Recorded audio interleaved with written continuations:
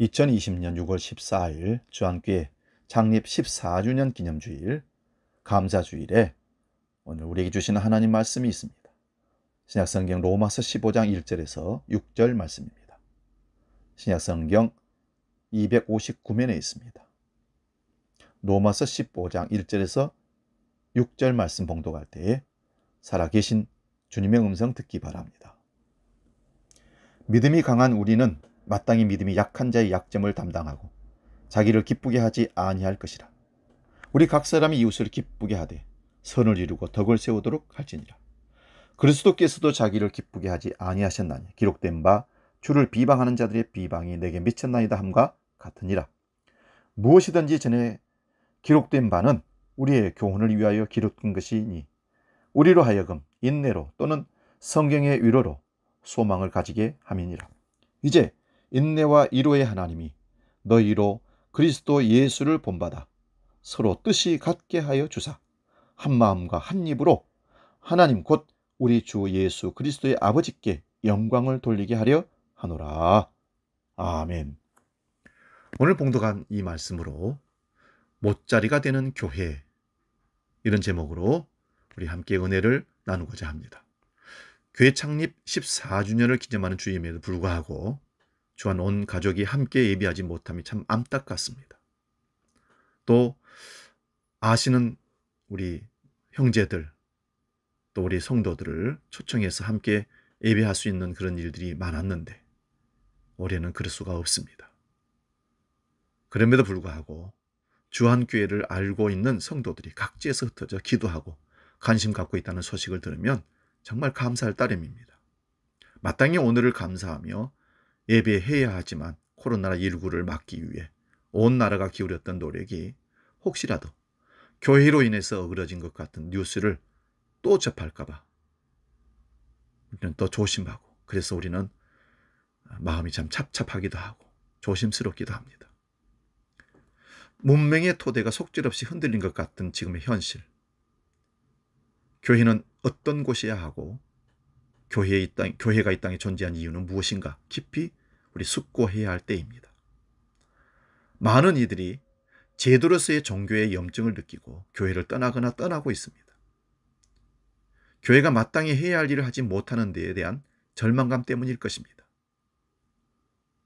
코로나19 감염병을 새로운 일상으로 받아들여 오늘의 현실 속에서 그런 위기를 어떻게 극복할 것인가 보다는 탈교회 현상으로 성도들이 또 이웃들이 교회에서 떠나가는 일들이 가속화될 가능성이 큽니다.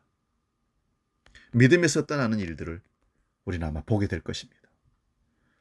그리하여 오히려 사람들은 자기들의 불안한 마음을 붙들어 맬 어떤 영혼의 닷을 더욱 필요로 할지도 모르는 시상이 지금 되었습니다. 세상 흔들리고 사람들은 변하여도 나는 주를 섬기리. 주님의 사랑은 영원히 변하지 않네. 나는 주를 신뢰해. 복음성가 그 가사가 귓절의 멤버입니다. 세상 흔들리고 사람들은 변하여도 나는 주를 섬기리. 주님의 사랑은 영원히 변하지 않네. 나는 주를 신뢰해. 어느 것 하나 확실하지 않은 현실 속에서 서성이고 있기 때문에 우리는 영혼의 나침반이 필요한 시대가 되었습니다.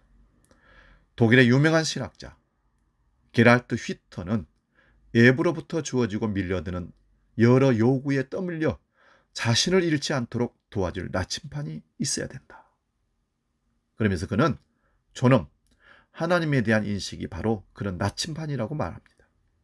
자기 삶에 하나님을 믿는 것이 얼마나 소중한 것을 인식할 때 우리는 외부 세계에 의해 휘둘리지 않는다는 말씀입니다.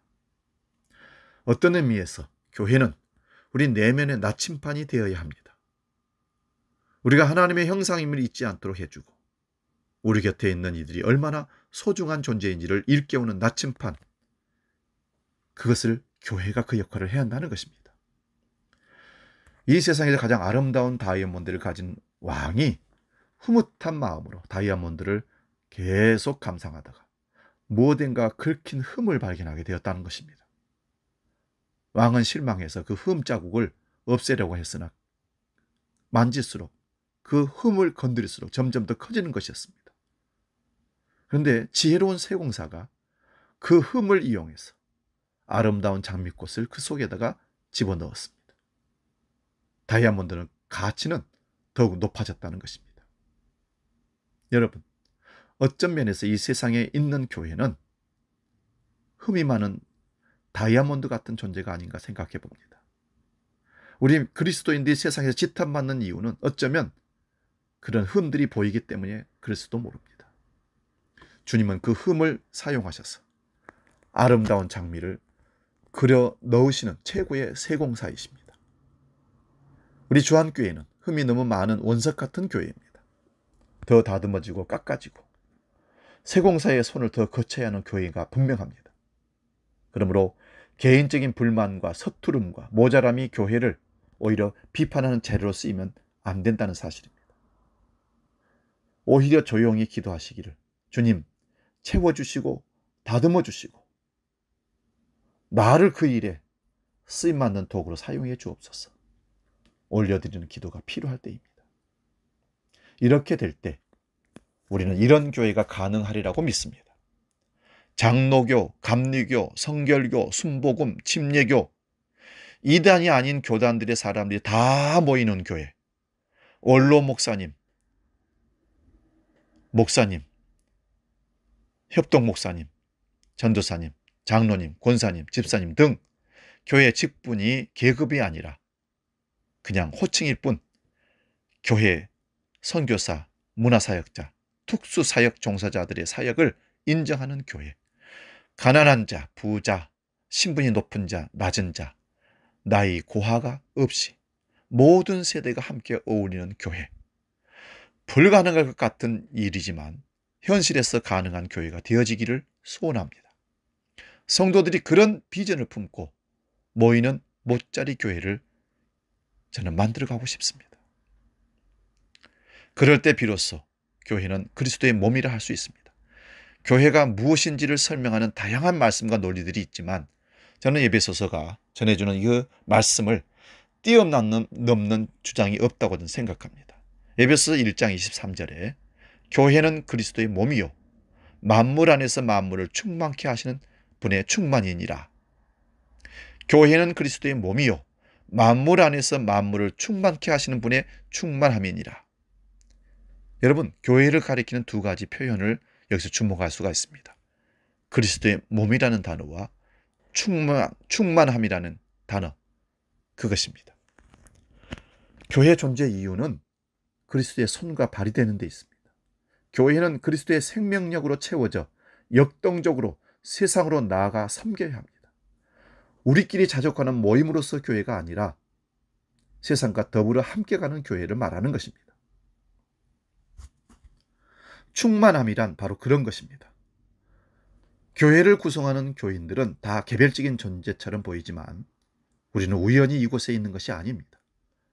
바울 사도는 하나님께서 우리를 택함과 구원의 신비를 이렇게 요약합니다. 로마서 8장 30절입니다. 또 미리 정하신 그들을 부르시고 부르신 그들을 의롭다 하시고 의롭다 하신 그들을 또한 영화롭게 하셨느니라. 정하시고 부르시고 의롭게 하시고 영화롭게 하심이 모두 주님의 섭리와 은총 속에서 일어나는 사건입니다. 주님은 우리를 통해 세상을 하나님의 생명력으로 가득 채우시려고 저와 여러분들을 먼저 부르셨습니다. 우리는 하나님께 중요한 사람들입니다. 그러므로 부르심의 사명을 감당하는 자로서 존재감을 갖고 주님이 우리에게 베푸실 은혜를 아멘으로 수용하며 나아갈 수 있기를 바랍니다.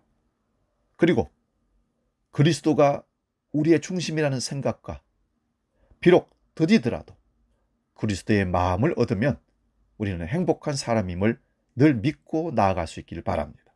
만약 우리가 그리스도의 마음과 접속에 실패한다면 평생 교회를 다녀도 교회 마당만 밟을 뿐이지 하나님과는 아무 상관없는 의미 없는 삶을 살게 되는 것입니다.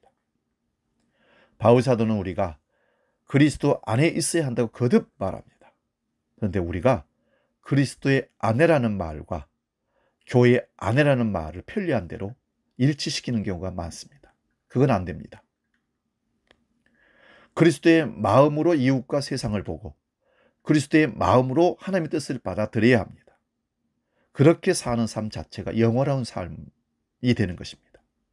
누리고 싶은 것을 다 누리는 것은 영원한 삶이 아닙니다.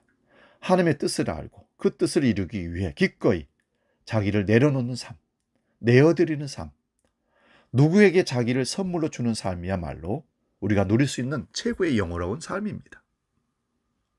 그래서 그리스도 아내라는 말과 교회의 몸을 담고 있다 해서 교회 아내라는 말이 일치되는 게 아닙니다. 그것으로 우리는 하나님의 더 큰 생명에 참여하게 됩니다.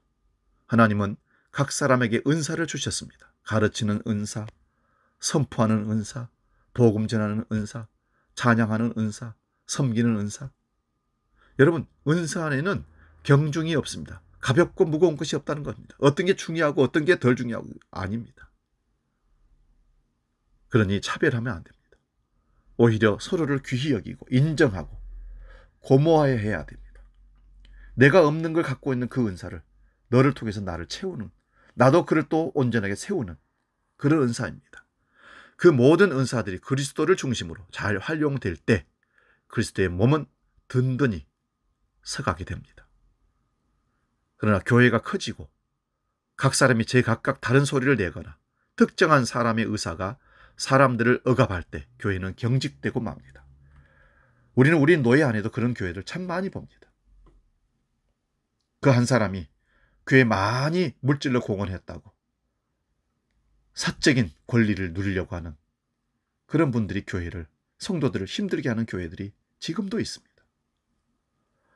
로마 제국의 통치 논리와 성전 체제의 위선을 폭로했던 예수님의 혁명적인 메시지가 더 이상 이 세상에 허용되지 않을 때 교회는 더 이상 그리스도의 몸이라 할 수 없습니다.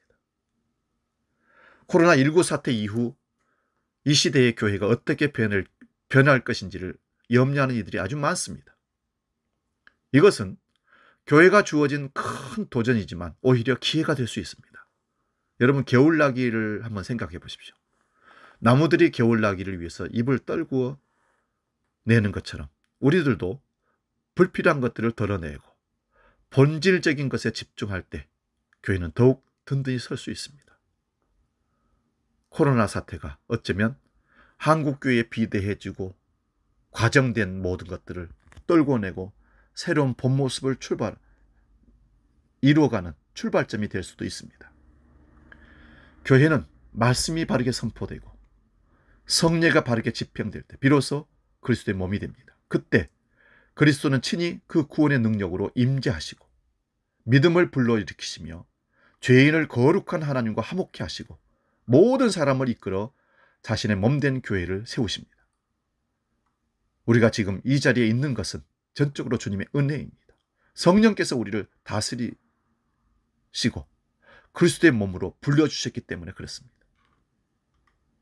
오늘 우리가 이곳에서 예배드릴 수 있는 것은 앞서 그리스도의 몸을 이루었던 이들의 헌신 덕분에 여기가 있는 것을 기억해야 할 것입니다. 주님은 요한복음 4장 37절 말씀에 한 사람이 심고 한 사람이 거둔다는 말을 옳다고 하셨습니다. 우리가 심지 않은 것을 거두고 또 그것을 누리고 있으니 삶은 고마움이라 말할 수밖에 없습니다. 거두어 누리는 사람의 의무는 뒤에 오는 이들을 위해서 뭔가를 심는 것입니다. 오늘 우리는 무엇을 심고 있나 한번 생각해 보아야 합니다. 우리 주안교회는 무엇을 심고 있습니까? 주님이 우리를 당신의 백성으로 불러주신 것은 세상의 모든 가치가 돈으로 환산되는 이 세상에서 다른 삶이 가능하다는 사실을 실증하여 보여주기 위해서입니다. 고 안병무 박사는 기독교인들의 삶을 탈, 향, 현존이라고 명명한 바 있습니다. 탈은 벗어남이고 향은 지향한다는 것입니다. 우리가 세상을 탈하고 주님을 지향하는 삶, 세상을 탈하고 천국을 지향하는 삶, 그것을 말하는 것이죠. 하나님은 아브라함에게 본토 친척, 낯익은 세계에서 벗어나 내가 지시할 땅, 낯선 세계로 나아가라고 하셨습니다. 애굽에서 종살이하던 히브리인들을 모든 사람들이 형제자매로 살아가는 새로운 삶의 공동체로 부르셨습니다. 주님은 로마 제국의 압제하에 신음하고 있던 이들을 하나님 나라 백성으로 초대하셨습니다. 이것이 탈향의 삶입니다. 믿음의 사람들은 시간적으로는 과거 속박에서 벗어나 미래의 꿈을 향해 나아가야 합니다. 공간적으로서는 예속의 자리를 박차고 일어나 습관의 잘못된 전통의 자리를 박차고 일어나 자유의 새 삶을 향해 나아가야 합니다. 실전적으로는, 현실적으로는 욕망에 매여 살던 타락한 삶에서 벗어나 하나님의 뜻을 수행하며 사는 본래적인 근본적인 하나님 원하시는 존재의 삶으로 나아가야 합니다. 믿음의 사람들은 세상 사람들이 보기에 낯선 자입니다. 그들이 대학에 익숙한 자가 아니라는 것입니다. 그들은 하나님의 미래로부터 온 사람들이기 때문에 그렇습니다. 그리스도인 말이죠. 다른 이들을 유익하게 하기 위해서 마음을 쓰며 살기 때문에 그들이 깜짝 놀랍니다. 바울 사도는 고린도전서 1장 18절에서 이것을 십자가의 도가 멸망하는 자들에게 미련한 것이요 구원을 받는 우리에게는 하나님의 능력이 됨이라고 바꾸어 말합니다. 오늘 우리는 과연 십자가의 어리석음을 붙들고 살고 있습니까? 아니면 세상적인 과시할 수 있는 그 어떤 것을 붙들고 살고 있습니까? 우리는 피가 뜨거운 33살의 젊은 청년, 그 정신을 가졌던 그 고통의 십자가를 오늘 너무 화려하게 멋지게 장식하고 숭배하고 있는 것은 아닌지. 교회의 중심은 십자가여야 합니다. 그것은 남을 살리기 위해 기꺼이 자신을 내어놓는 사랑의 방식, 주님의 사랑이었습니다. 우리는 이런 길로 성령을 통하여 초대받은 것입니다. 바울 사도는 로마서에서 인간의 죄와 구원에 대한 논의를 마친 후에 그리스도 안에서 살아가는 이들이 어떤 마음과 태도로 살아가야 할지 세세히 가르치고 있습니다. 믿음의 사람들은 하나님의 뜻이 어디에 있는지 늘 분별하며 살아야 하고 믿음의 분수에 따라 겸손하게 살아야 합니다. 기뻐하는 사람들과 함께 기뻐하고 우는 자들과 함께 울어야 합니다. 비천한 자들과 함께 사귀고 선으로 악을 이겨야 합니다. 늘 정신을 차리고 낮에 행동하듯이 단정하게 생활하고 삶을 살아야 됩니다. 우리 이웃들의 형제자매들의 마음을 상하게 하지 말아야 하고 그 앞에 장애물을 놓아서도 절대 안 됩니다.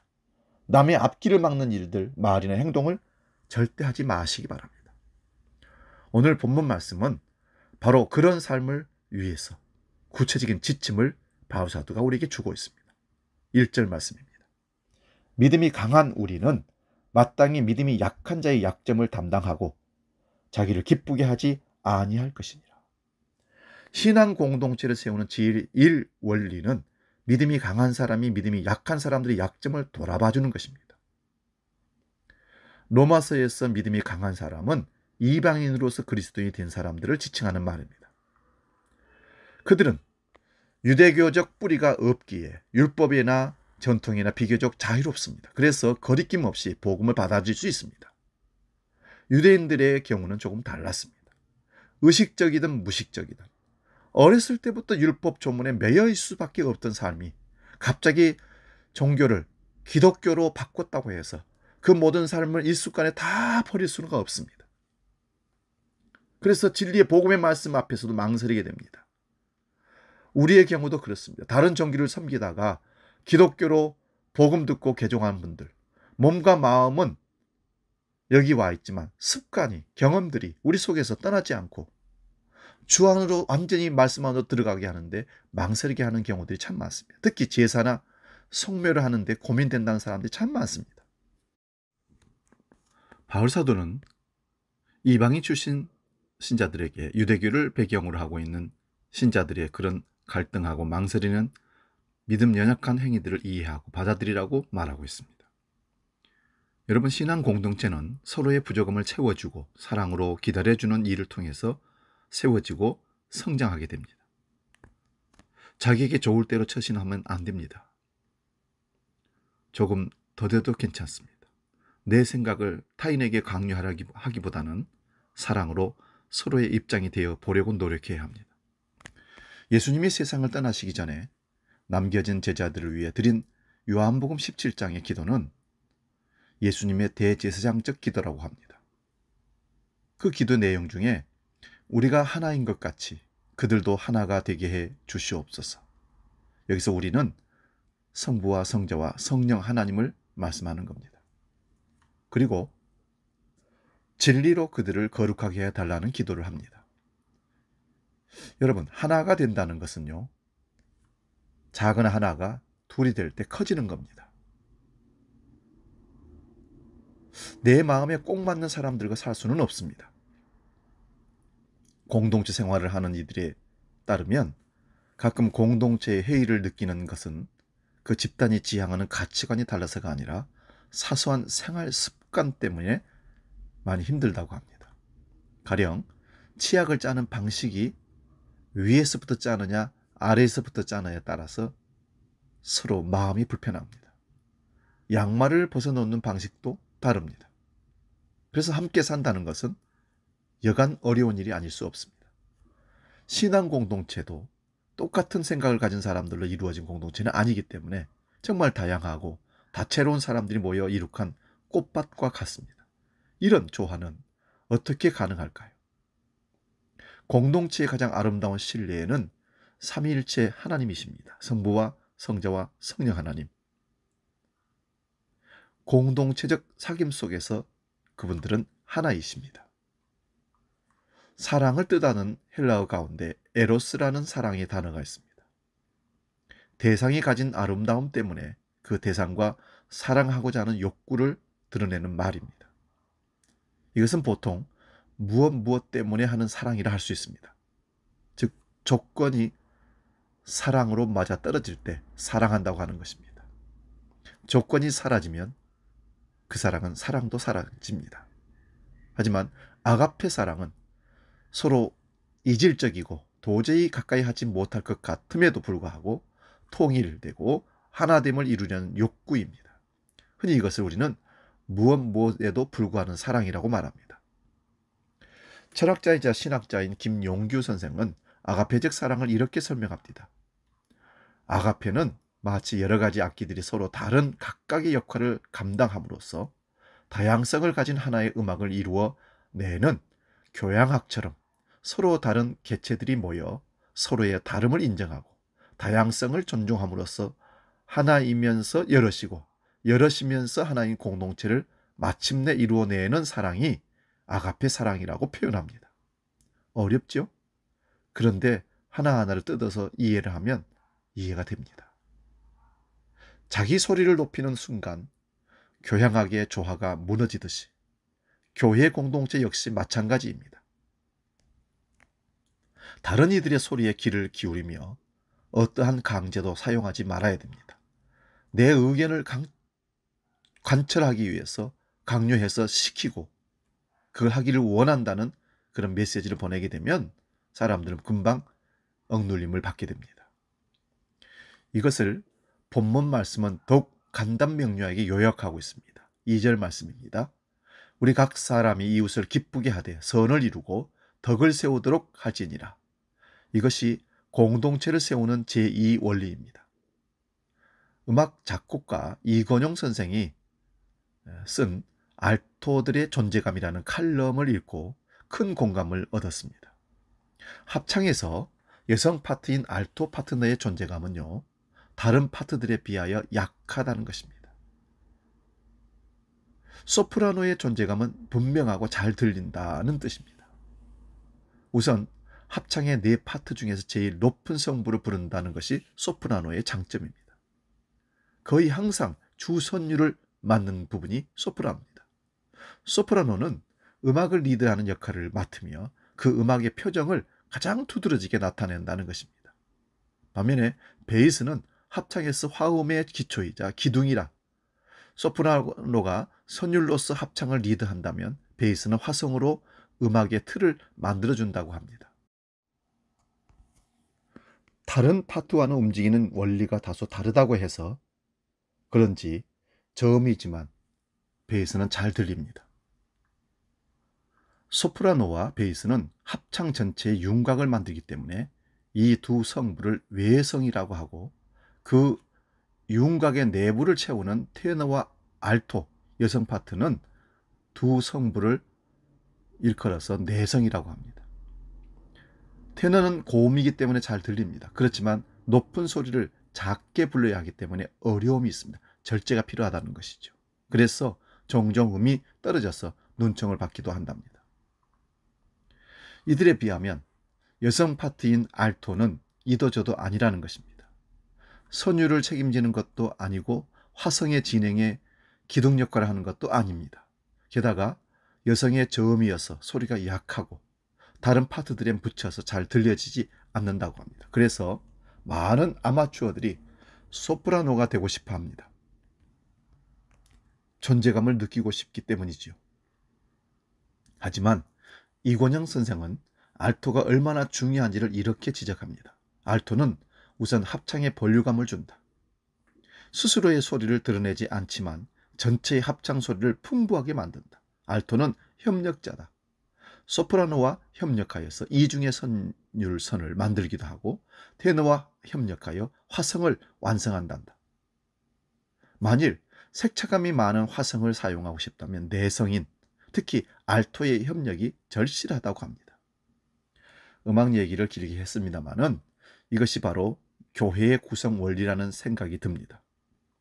알토처럼 보이지 않는 곳에서 섬기는 사람들, 협력하는 사람들, 다른 이들을 세워주고 복되게 하는 이들이 많이 있기에, 그들이 헌신이 있었기에 덕분에 교회는 날마다 든든히 서가게 됩니다.